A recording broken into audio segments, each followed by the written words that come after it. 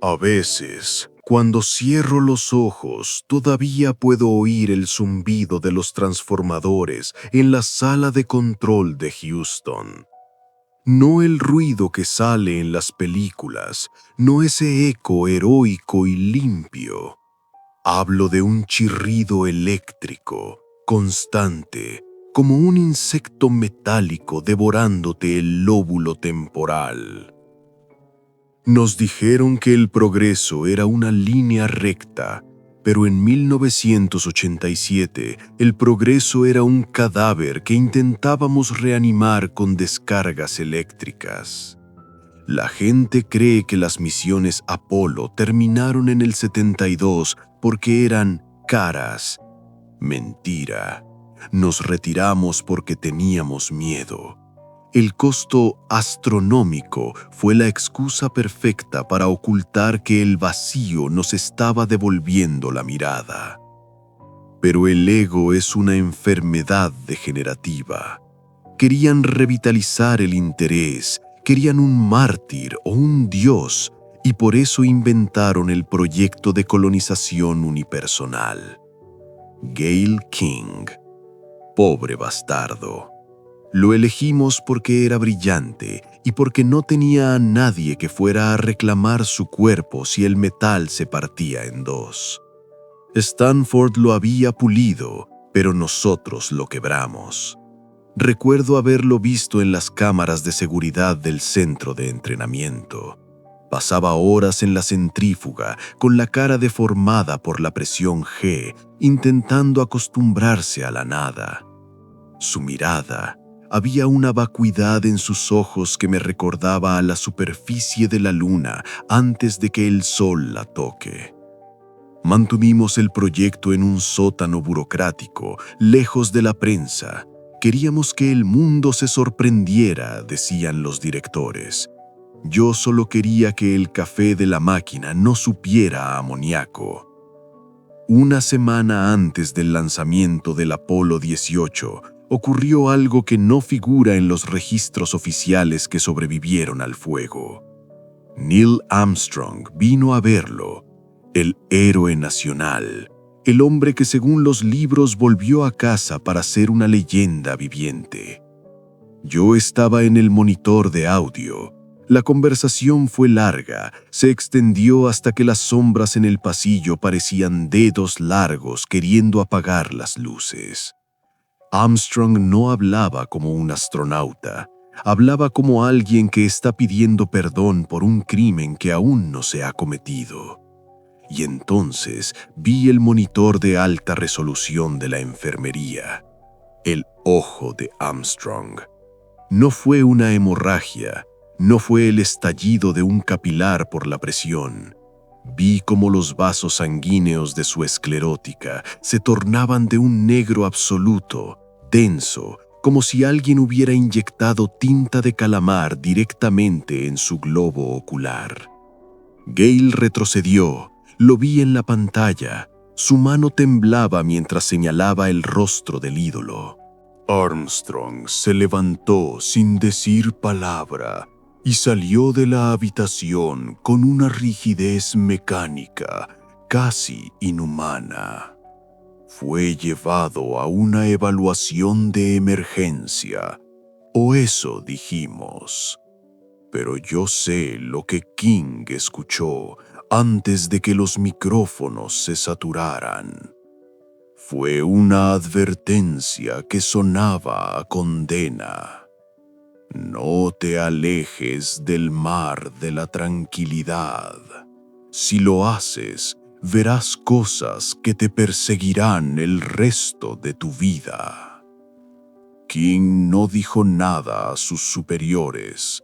Supongo que el miedo a que lo bajaran de la misión era mayor que el miedo a la locura. O quizás ya estaba infectado por la curiosidad, esa lepra del espíritu que nos empuja a abrir las puertas que deberían permanecer selladas bajo llave y plomo. El lanzamiento del 20 de julio de 1987 fue un éxito técnico y un fracaso moral. Vi cómo la aguja de fuego perforaba el cielo de Florida.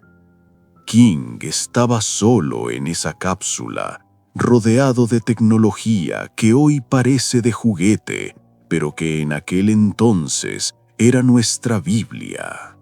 70 horas de silencio radiofónico, interrumpido solo por telemetría fría. Cuando entró en órbita lunar, la tensión en la sala era tan espesa que podías oler el sudor rancio de 50 hombres que no habían dormido en 3 días. King aterrizó. El PBD-1, nuestro juguete nuevo para transmisiones de video por electromagnetismo, se encendió. La imagen era granulada, llena de nieve, un baile de partículas grises que ocultaban la verdad. «Houston, estoy afuera», dijo su voz a las 11:58 p.m. A través de la lente de su traje, la luna no parecía un logro de ingeniería humana, parecía un hueso gigante flotando en un océano de petróleo. King comenzó los protocolos, montó el hábitat híbrido, organizó los suministros, todo de manual. Pero su respiración, los sensores biométricos mostraban una arritmia persistente.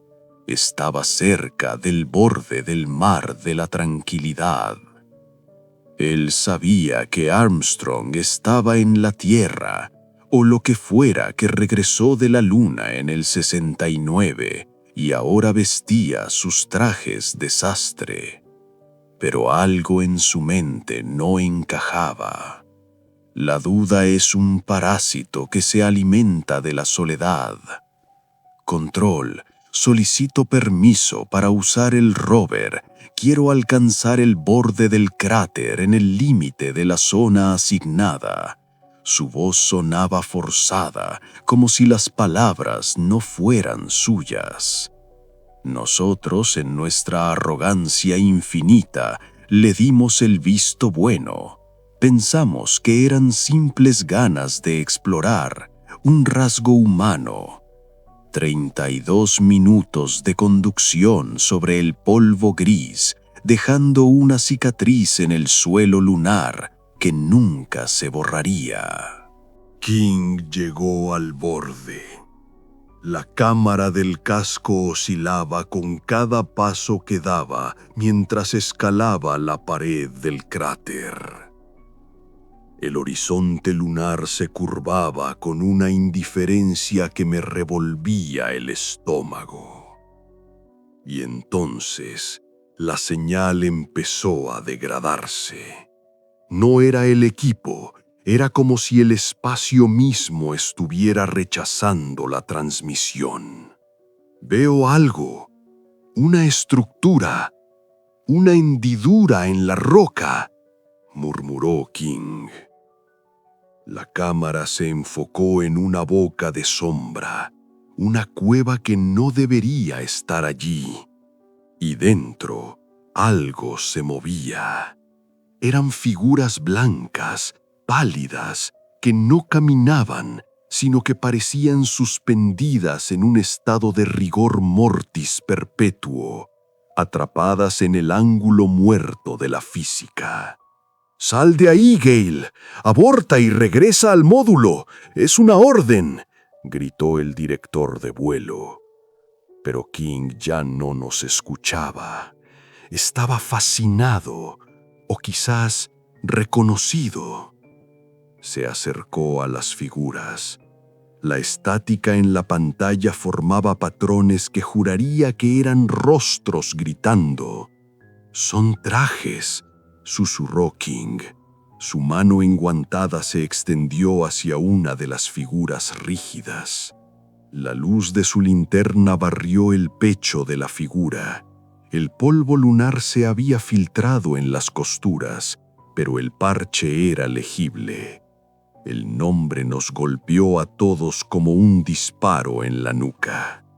Armstrong Ne-A. La sala de control se quedó en un silencio tan absoluto que podía oír los latidos de mi propio corazón. Si Armstrong estaba allí, cristalizado en una cueva lunar, ¿quién era el hombre que nos había visitado en el centro de entrenamiento? ¿Quién era el hombre que le había advertido a King sobre el mar de la tranquilidad? King levantó la visera dorada del casco de la figura. No hubo una explosión de gases, ni la calavera seca que esperarías. Lo que vimos en ese video de baja resolución fue algo mucho peor. El cráneo no era hueso, era una estructura mineral, una amalgama de cuarzo negro y filamentos metálicos que habían crecido imitando la forma de un hombre. La luna no mata, la luna consume y replica. A las 4:28 a.m., la señal se convirtió en un muro de ruido blanco.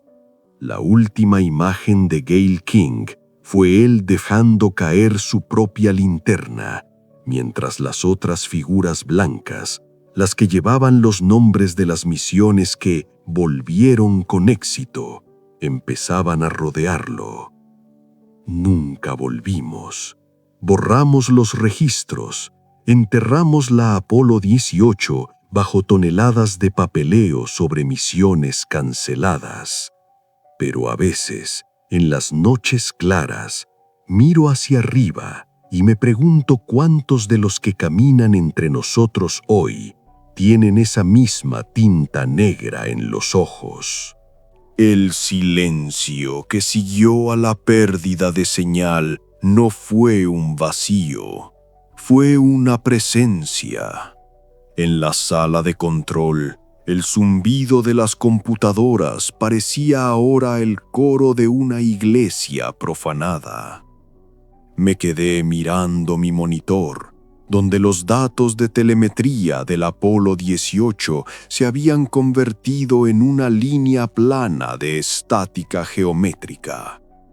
Habíamos enviado a Gayle King a la culturalización de la luna, pero lo que encontramos fue una asimilación que desafiaba cualquier ley biológica. Recuerdo que el director de la misión, un hombre cuya piel parecía pergamino estirado sobre culpas antiguas, se acercó a mi terminal. Su mano pesaba como el plomo sobre mi hombro. «Límpialo», susurró. No se refería a la estática, se refería a la existencia de King. Pero yo ya había visto demasiado. Antes de que los servidores fueran purgados, logré rescatar 3 segundos de video comprimido que no llegaron a la pantalla principal. En ellos, King no gritaba. Se había quitado el casco. En el vacío absoluto, donde sus pulmones deberían haber colapsado y su sangre hervido, Gayle King estaba respirando. Sus ojos, antes humanos y llenos de ese terror paralizante que lo mantuvo insomne antes del despegue, ahora emitían un pulso rítmico, una luz interna del color de las estrellas muertas. No era solo que Armstrong estuviera allí, petrificado en una amalgama de minerales y tela de traje espacial. Era que la luna misma era un organismo procesador, un telar donde la carne era el hilo y el silicio el patrón. NASA movió los hilos con una frialdad mecánica. El 20 de julio de 1987, mientras la señal moría, los archivos de la misión Apolo 18 fueron clasificados como cancelados por presupuesto. King pasó de ser un pionero a ser un error de imprenta en la historia que nosotros mismos estábamos reescribiendo. Regresé a mi casa en los suburbios, pero el mundo se sentía desplazado, como un cuadro que ha sido colgado ligeramente torcido. Empecé a notar los detalles que Armstrong o la cosa que usaba su nombre había dejado escapar durante aquella visita nocturna a King.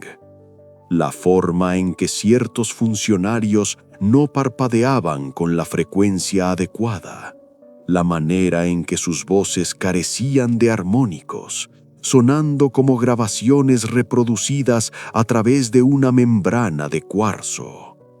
Entendí entonces que la advertencia de Armstrong no era para proteger a King, sino una burla. No quería que King viera los restos, porque los restos eran la prueba de que el Armstrong que regresó a la Tierra era una copia, una interfaz biológica enviada para observar la cuna de la humanidad desde adentro. Me obsesioné con la PBD-1, el dispositivo de transmisión de King. Aunque la NASA declaró la pérdida total, yo sabía que el electromagnetismo no muere, solo se dispersa. Pasé meses sintonizando frecuencias prohibidas desde mi garaje, rodeado de diagramas de órbitas y el olor a circuitos quemados. Una noche de octubre, lo escuché. No era voz humana, era un código binario que vibraba en mis dientes, un chirrido que traducía imágenes directamente a mi corteza visual. Vi la cueva de nuevo. Vi los trajes flotando en esa gravedad imposible, formando un círculo alrededor de un altar de obsidiana. Y en el centro, Gayle King estaba terminando su transformación. Sus extremidades se alargaban, fundiéndose con el regolito lunar. Su piel se volvía translúcida, dejando ver una arquitectura interna de circuitos de luz. Ya no era Gayle King de Stanford, era un nodo, un transmisor. La luna no era una roca muerta, era una antena del tamaño de un satélite, y nosotros les habíamos estado enviando suministros de piezas de repuesto biológicas desde 1969. Armstrong fue el primero, King fue el séptimo, y mientras escribo esto, sabiendo que el incendio en mi oficina no tardará en llegar, porque ellos no permiten que la verdad respire fuera del vacío, solo puedo pensar en una cosa. La NASA dice que no hemos vuelto a la Luna desde 1987. Dicen que no hay interés, pero yo sé la verdad. No necesitamos volver, porque ellos ya terminaron de cruzar el puente. La luna no está allí arriba, está aquí, en las sombras de los pasillos gubernamentales, en los ojos negros que se ocultan tras gafas de sol, en el silencio de los astronautas que envejecen sin morir realmente. El fuego está cerca. Puedo oler el ozono, el mismo olor de la sala de control cuando la señal de King se cortó. Si encuentras estos fragmentos entre los escombros, no mires al cielo con esperanza, mira a tu alrededor. La luna nos está observando a través de los ojos de nuestros héroes.